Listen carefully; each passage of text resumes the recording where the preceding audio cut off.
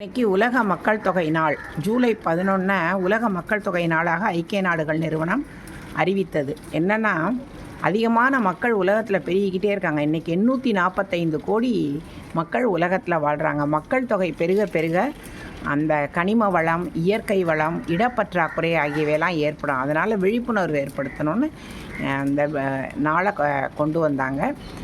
உலகத்தில் 7வது இடத்துல நிலப்பரப்பில் இருக்கக்கூடிய இந்தியா மக்கள் தொகையில் முதல் இடத்துல இருக்குது. நம்ம ஊரில் இந்த 2025 முடிகிறதுக்குள்ள 145 கோடி பேர் வந்துடுவாங்களாம். 30 கோடி முகமுடையாள் எனில் சிந்தனை ஒன்றுடையாள்னு பாரதி பாடிய காலத்தில் 30 கோடி தான் இருந்தாங்க. இப்போ 145 கோடி ஆகிருக்கு. இதற்கு ஒரே வழி, நாம் இருவர் நமக்கு இருவருங்கிற கொள்கையை கொண்டு வந்தாதான். சீனாவில் மாசேதுங் ஆட்சி காலத்தில் எல்லாரும் ஒரு குழந்தைக்கு மேலே பெற்றுக்கிறக்கூடாதுன்னு சொன்னாங்க, கட்டுப்பாடாக சொன்னாங்க. அதனால் அவர்கள் நல்ல உள்கட்டமைப்பெல்லாம் நல்லா செஞ்சாங்க. இப்போ அதிகமான இளவயது சீனர்கள் இல்லைங்கிறதுனால அந்த கட்டுப்பாடை தளர்த்தியிருக்காங்க. ஆனால் இந்தியாவில் தமிழ்நாடு, கேரளா தவிர மற்ற எல்லா மாநிலங்கள்லேயும் மக்கள் தொகை மிக மிக அதிகம். அதனால் மக்கள் தொகையை கட்டுப்படுத்த வேண்டியது கட்டாயம். ஒவ்வொரு 7வது மனிதனும் இந்தியன்னு அந்த காலத்தில் சொல்லுவாங்க.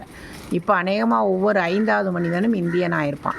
845 கோடியில் இந்தியாவில் 145 கோடி இருக்காங்கன்னா அது நம்ம ஊர் வளத்துக்கு இது வளமெல்லாம் பற்றாமல் போய்விடும். ஒவ்வொரு ஆண்டும் நாம் ஒரு ஆஸ்திரேலியா கண்டத்தை உருவாக்குகிறோம்னு சொல்லுவாங்க. அது மாதிரி மக்கள் தொகை குறைய வேண்டுமென்றால் நாம் இருவர் நமக்கு இருவர் என்பதுதான் சரியான வழி.